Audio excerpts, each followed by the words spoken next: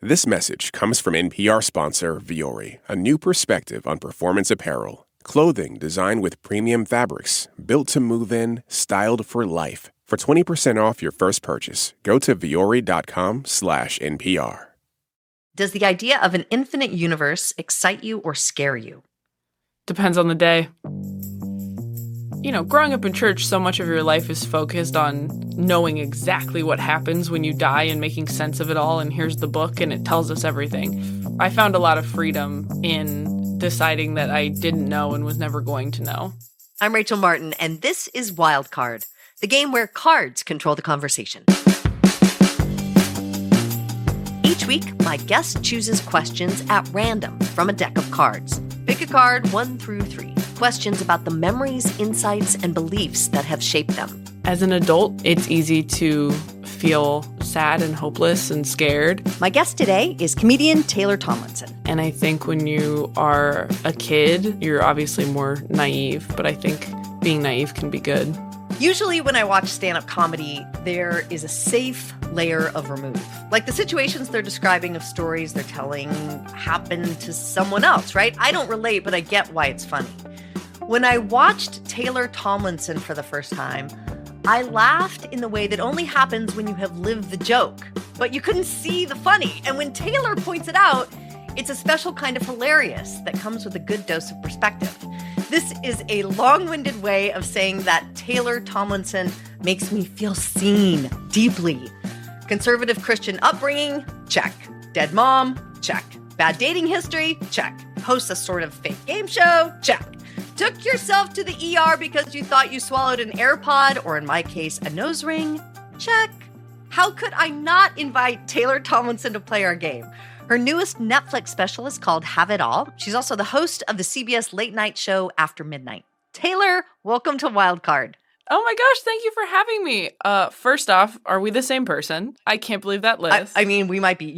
You're way, way funnier than I am, and younger and cuter. But besides that, yes. No, definitely not cuter. I'm certainly dumber, that's for sure. Also, I have to hear the nose ring story. Okay. I thought you might ask, so I'm trying to think of the short way to say this. But when in your comedy special, you talk about falling asleep and thinking that you swallowed an AirPod, and I'm watching this, I'm like traumatized again, because here's the short version. I'm embarrassed to admit I bought on Amazon a magnetic nose ring, right? And I had it, I was putting it in, and then my kid said something funny, and I inhaled it up my nose and could not find it. And convinced myself that it had lodged up like in my nasal cavity or in my brain. Obviously. To the point where my husband got this huge industrial magnet and we tried to like lure it out and it didn't work. So I went to the ER. I was the crazy person in the ER trying to convince them that I had maybe inhaled/swallowed my nose ring. Like Did they do an X-ray? Oh yeah, they totally took X-rays, but they took them like of my chest or my stomach. They did not understand what my story was. And then I just snuck out. Like after the X-rays, I was just mortified and I just left. That's so funny because I was also, that was how I was going into it too. I'm like, can you guys just do some X-rays? Like, I just need to know, I'm probably wrong, but just do some X-rays. And they were like, all right. And luckily my youngest sister found the AirPod at home before we got those X-rays done. And then I didn't even want to tell anybody I was going to leave. I'm like, let's just sneak out. I'm so embarrassed. That is what I did. I did not check out. It was just like I started to feel so guilty because there were other people, you know, it's an ER in DC, it's crowded. And I was just like, you know what? Let's just forget this happened. I'm sorry I took up your time. And if it's in my brain, we're just going to deal with those repercussions when they manifest later. Yeah, it's fine. So funny. Yeah, people's bones are just coming out of their leg and you're like, do you have a bigger magnet? We tried at home with ours, but they only go so big with a take-home magnet. God, that's so funny. That makes me feel so seen.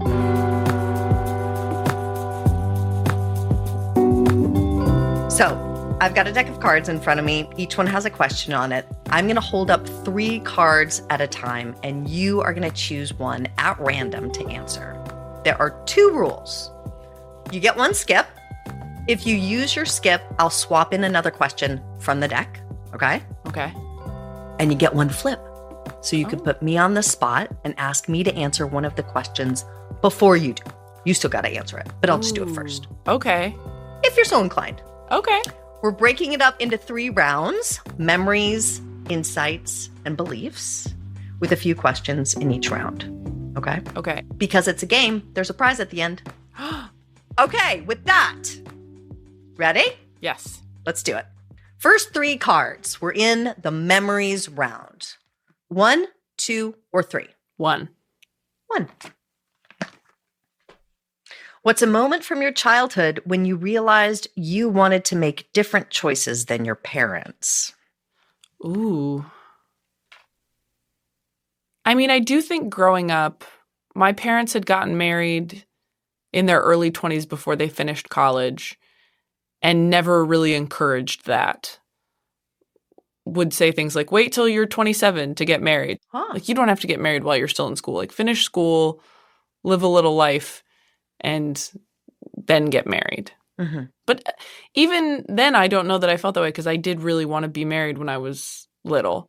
So I think that if I had met the person I thought was my person at, 20, which of course we all did and we were wrong.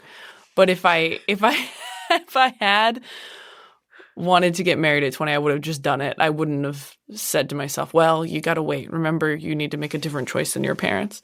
Yeah. Although it must be said, you came from a super Christian conservative home and culture where people, I assume, like the one I grew up in, got like, maybe it wasn't 19, but maybe it was like 22 when people got married. Oh, yeah. So it was a lot of your peers, I imagine, did that. Well, it's a wild thing to tell people, hey, you should wait to get married, but also don't have sex until you're married. And you're like, you got to pick one. Everybody, like, do you want me to wait? Or do you want me to wait to get married? Or do you want me to wait to have sex? What's the choice here?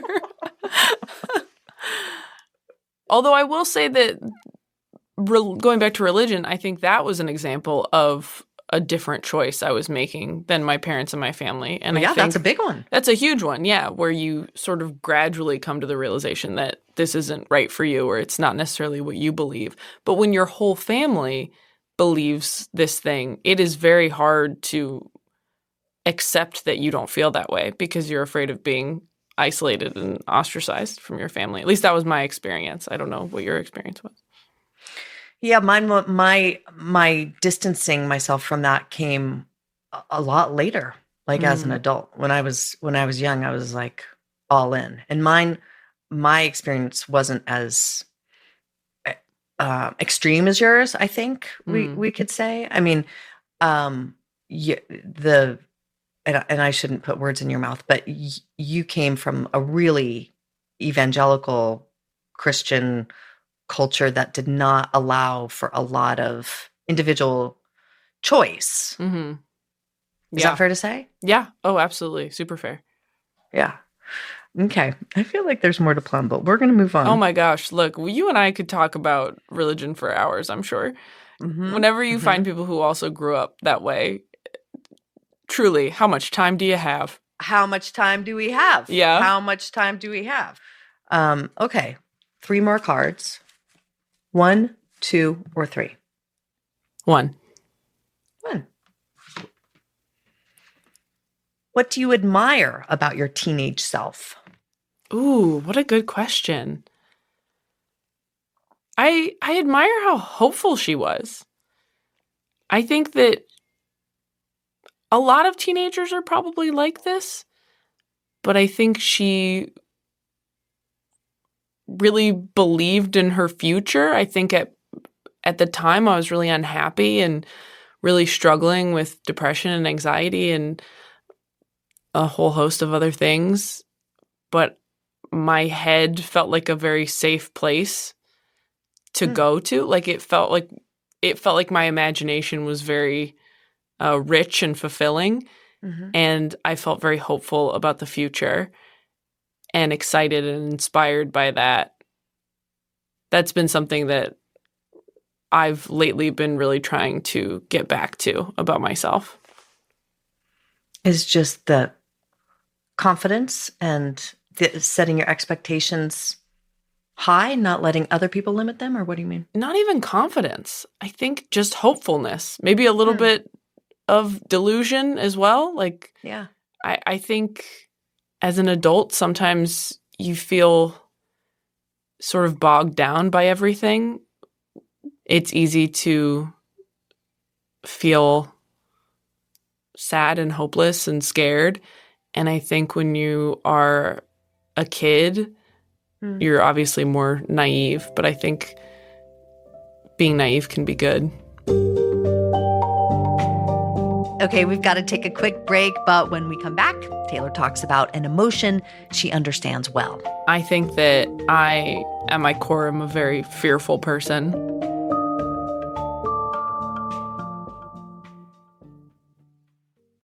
This message comes from Apple Card. Earn 3% daily cash back when you use Apple Card to buy an iPhone 15, AirPods, or any products at Apple. And automatically grow your daily cash at 4.40% annual percentage yield when you open a savings account. Apply for Apple Card in the Wallet app on iPhone, subject to credit approval. Savings is available to Apple Card owners, subject to eligibility. Savings accounts by Goldman Sachs Bank USA. Member FDIC. Terms apply. This message comes from NPR sponsor LinkedIn Sales Solutions. Are you struggling to close deals? B2B selling is tougher than ever. That's why they're introducing LinkedIn Sales Navigator. It's a sales intelligence platform that helps professionals effectively prospect and engage high-value customers, drive higher revenue, and increase sales performance. Right now, you can try LinkedIn Sales Navigator and get a 60-day free trial at linkedin.com/wild. Let LinkedIn Sales Navigator help you sell like a superstar today. This message comes from NPR sponsor Noom. Noom understands that not everyone is starting from the same place and takes that into account. With their first ever cookbook, The Noom Kitchen, you can find 100 healthy and delicious recipes to promote better living. Available to buy now wherever books are sold.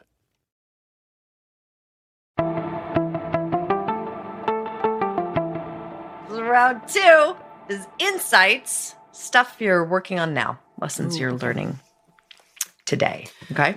3 new cards. 1, 2, or 3. Let's do 3. Oh, I like this one. What emotion do you understand better than all the others? Oh. I'm going to use my flip. I would love to hear what your answer is.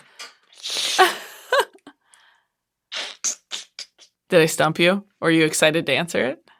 I like this question, but I haven't worked out why I love it so much. It's a good question. Okay, so I guess what I'm going to answer is going to make people think that I'm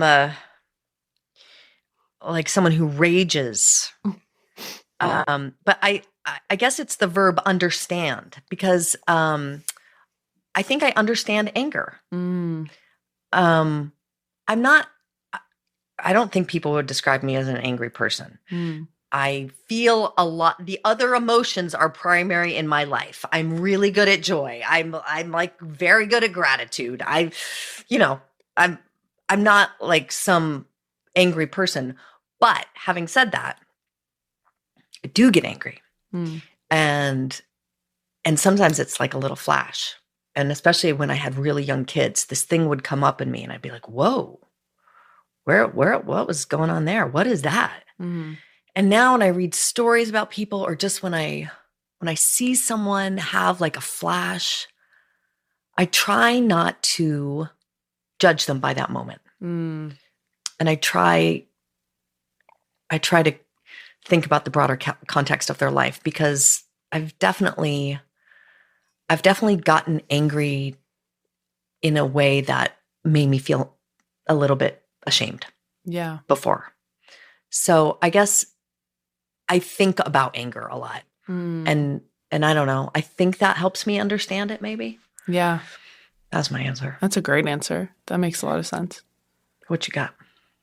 I think mine is fear. I think that I, at my core, am a very fearful person and have just learned to get comfortable with sort of being perpetually afraid, which is all anxiety is just constant fear. And There's a constant hum of fear. Did getting up on a stage, is that just like the thing that helps you not be afraid? Because it's so frightening to the rest of us civilians to think about making yourself vulnerable in that way. That seems very scary to do what you do, because it's not just the getting up on stage, Taylor, but you really do talk about all your stuff, right? Really painful things, you know, and that seems like it would be scary. It is. It's very scary, but you get so used to it, I think. And I was so scared of how I would feel if I didn't do it that I think that helped me push through the stage fright. Is I was afraid that I would get years down the road and go, man, I really wish I had pursued that, or I wish I had done more with this potential I had, and I wish I'd developed this talent that might have taken me somewhere. And it certainly helps day to day too when people remind me how terrified they would be to go up in front of thousands of people. It does help empower me to do other things where I go, why am I afraid to talk to somebody at the grocery store when I talked to 3,000 people last night? You know, like it helps you. Well, I get that. Yeah. I get that. Because they're just like a bunch of people in an auditorium who are mostly think you're awesome. Like they bought a ticket to see you. But the person at the grocery store, who knows? And they're so close. You know what? You're right. I'm scared again. No, you're right. Great. You're so right. Okay, 300 cards. 1, 2, 3. Let's do 2. 2. What is something you still feel you need to prove to the people you meet? Well, my instinct is to say to prove that I'm funny, but I don't feel that I need to prove that to everyone I meet, which I think is different than when I was younger. I think when I was younger, probably I felt differently, but I don't really feel that way anymore. I don't know. I want people to think I'm kind, which can be a hard thing to prove. Yeah, but that's different. What I hear you saying is you're actually in a pretty comfortable place, because I think that question plays off insecurities, right? Something that you still feel insecure about that you have to prove otherwise. And I'm not hearing that in how you're answering it. So that's pretty good. That is good. Wow, this is like a therapy session. This is so nice. I'm going to fire my therapist. This is lovely. There's nothing that I feel like I need to prove it to everyone I meet. There are certain things I want to prove to different people. Like people I work with, I want to prove that I'm kind and hardworking. You know, people I'm performing for, I want to prove that I'm funny. Like there's... What about relationships? Romance. Oh, I mean, that's a great point.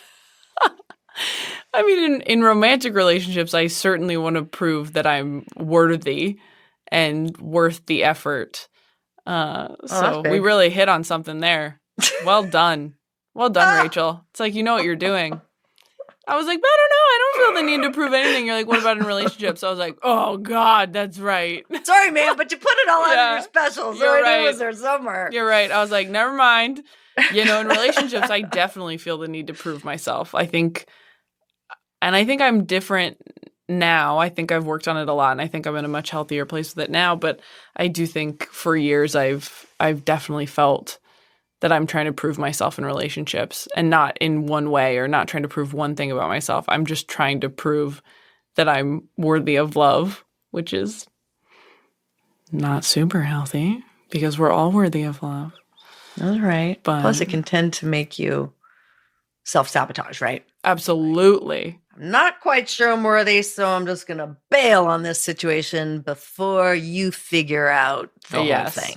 Well, because if you don't self-sabotage and it doesn't work out, then it's easy to come to the conclusion that you're like, even my best isn't good enough. You know, like even when you have no regrets about how you handled something, if something doesn't work out, despite the reasons, it's easy to go to that place of, wow, my best isn't good enough, even though the truth of the matter is it just wasn't the right fit or the right combination of people for success. We've got another short break, but when we return, Taylor talks to me about what it was like to leave her Christian faith. It's a gradual process, I think, falling out of love with a religion.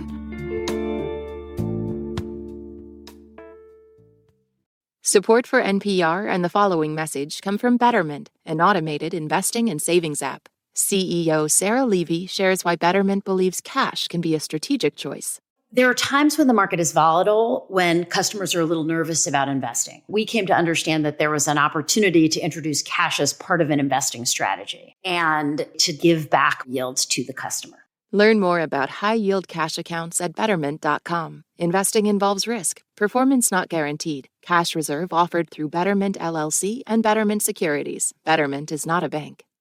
This message comes from NPR sponsor Mint Mobile. From the gas pump to the grocery store, inflation is everywhere. So Mint Mobile is offering premium wireless starting at just $15 a month. To get your new phone plan for just $15, go to mintmobile.com/switch. This message comes from NPR sponsor Progressive and its Name Your Price tool. Say how much you want to pay for car insurance, and they'll show coverage options within your budget. Visit Progressive.com. Progressive Casualty Insurance Company and Affiliates. Price and coverage match limited by state law. This message comes from NPR sponsor Bluehost. Try Bluehost Cloud, the hosting plan made for WordPress creators by WordPress experts. With 100% uptime, fast load times, and 24/7 support, your sites can handle high traffic spikes. Visit Bluehost.com.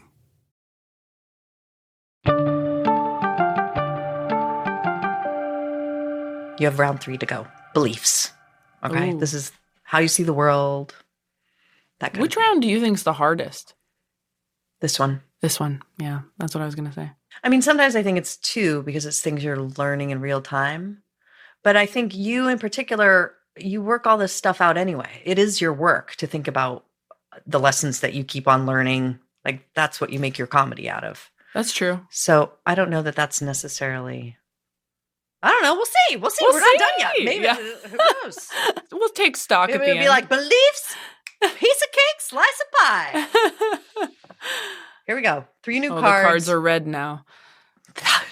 Does that feel scary? It does. I think it's a warm red though. It's Okay. It's inviting. It's inviting. 1, 2, 3. 1. 1. Does the idea of an infinite universe excite you or scare you? Depends on the day. Ooh. Depends on the day and where I'm at in my life. I think when I was younger, the idea of infinity really freaked me out. And as I've gotten older, I kind of go back and forth. You know, growing up in church, so much of your life is focused on knowing exactly what happens when you die and making sense of it all. And here's the book, and it tells us everything. Yeah. And I found a lot of freedom in deciding that I didn't know and was never going to know. And so there was no point trying to figure it out.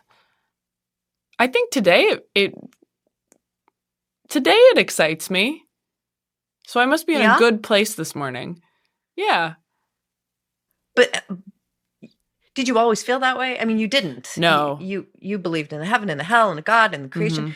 And so when you made that pivot, was that scary? Yeah. Oh, at the beginning, for sure. I mean, it's a gradual process, I think, falling out of love with a religion. Mm-hmm. I think it's really hard to accept, and you go back and forth for years, and you have to constantly work on it and sit with some really uncomfortable feelings. Yeah. For me, it was the falling out of love when you don't have something to replace it with immediately. Yeah. And then that feels empty. Yeah. Whew. 3 more cards. Okay. Okay. 1, 2, 3. Still in beliefs. 3. How do you stay connected to people you've lost? I think you have to. Do you mean people who have died or just people you've lost? I know we say touch loss. with? I mean, you can interpret it however you want to. Yeah, I should say that. What am I talking about? It means dead. Yeah. It means dead. What does that mean? Like, I lost touch with my second grade teacher, Right. and I stalk her on Facebook. Right. Like, no. That's so funny. I know now you don't have to lose touch with anybody because of social media. Right, you don't. Yeah, no, I think especially since we're both in the Dead Mom Club, as they call it, I think just talking about them and asking people who knew them longer than you for stories and people who knew them in different ways than you, how they knew them. And if you are so inclined creatively, writing about those people and finding ways that you're similar to them or different than them, or even like what they would think of movies and TV shows that are coming out. Like, you know, like I think my mom would have really liked Substack. Like, you know, like it's like I remember talking to my grandma once and we're like, she'd probably have a blog, right? Like it's just even stuff like that. What do you share in common with your mom? You were young when she died, but what do people tell you about how she shows up in you? She loved to write, and I think I have that. I mean, I have 3 siblings, and 2 of us look like my dad, and the middle 2 look more like our mom. And I was always so jealous that I didn't look like my mom. Me too. My mom was the pretty one of between her and my dad. I got 2. my dad's looks too. Yeah. I know, and it's so funny because it's such a specific thing. Not to hurt our dad's feelings. I know. It's like, I'm sure both our dads are handsome as well. But I always wanted to have more in common with her. But, you know, she was an extrovert. I'm not an extrovert. Like, I had a lot. I was really insecure about the fact that I didn't have more in common with her. She was very charismatic and smart and funny. And I didn't feel that I had those things. Well, I mean, Taylor. Charismatic, smart, and funny. I mean, we're doing a real good impression of it now. That's just what's. But isn't that all what it is? I know. Well, you just imitate it until it becomes you, and then it is you. Yeah, I feel like this is sort of sad, but I felt like because she died so young. She died when she was 34, and she was sick like the last 2 years. So she got sick at 32, I think, and she had kids really young, and so when she died, I was like, wow, what a waste, you know, what a waste of such an amazing person and just taken way too soon. And all this talent and creativity that I have scraps of. And so that's probably a big reason why I've tried to stretch those scraps as far as I can and have been able to, you know, with the help of Netflix. But I had like a moment maybe a year ago where I was like, man, I've really pushed the bits of her I got to the limit, because in some ways I just feel that I'm the unrealized potential that she didn't get to realize, which is so sad. What was your mom's name? Angela. I think Angela would be into Substack, and she would be into Taylor Tomlinson. That's for sure. Nice. I hope so. Yeah, I'm pretty sure. Maybe she wouldn't. Maybe she'd be like, you're kind of a hack. I don't know. She'd be like a heckler at all your shows. Yeah. She's like, I don't get it.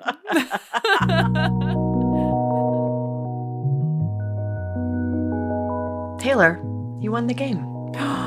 I did. You did. Does anyone ever lose? No. Not yet.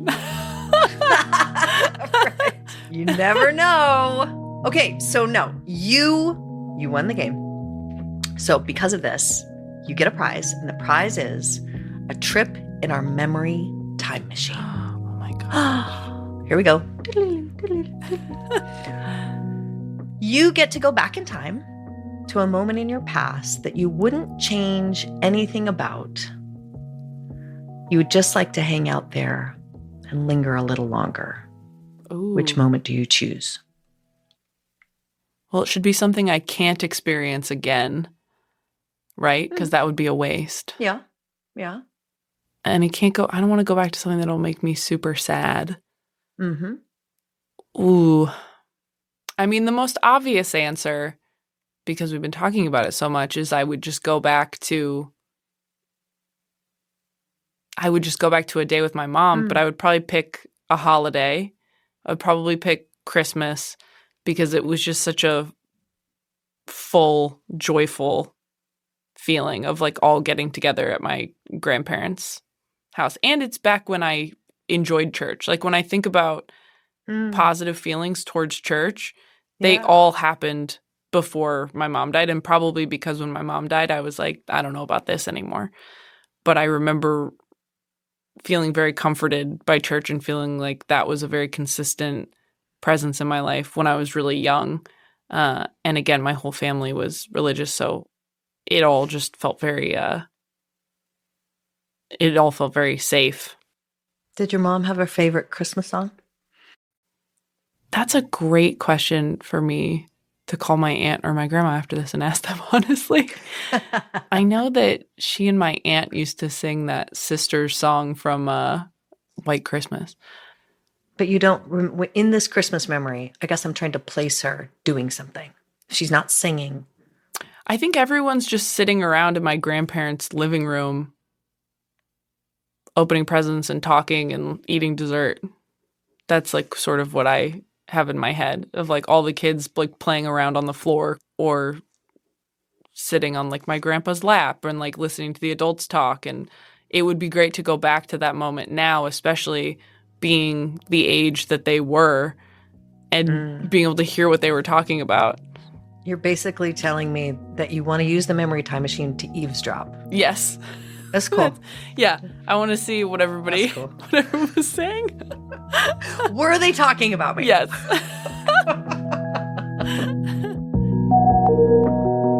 Taylor Tomlinson, it has been such a pleasure to talk with you. Thank you so much. This was so lovely. Thank you so much, Rachel.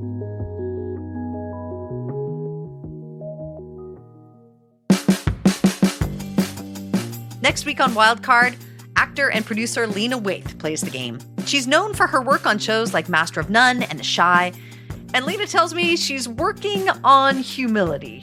My least favorite thing is getting something wrong. Yeah. And that can be in many ways. You know, it'd be a relationship, you know, some trivia, you know what I mean? It's like, I don't want to get this wrong. I want to get it right. The same breath. I know. It's like relationship, like taboo, you know what I mean? This episode was produced by Lee Hale and edited by Dave Blanchard. It was fact-checked by Will Chase and Greta Pittenger and mastered by Robert Rodriguez. Wildcard's executive producer is Beth Donovan. Our theme music is by Ramteen Arablui. You can reach out to us at wildcard@npr.org. We'll shuffle the deck and be back with more next week. See you then.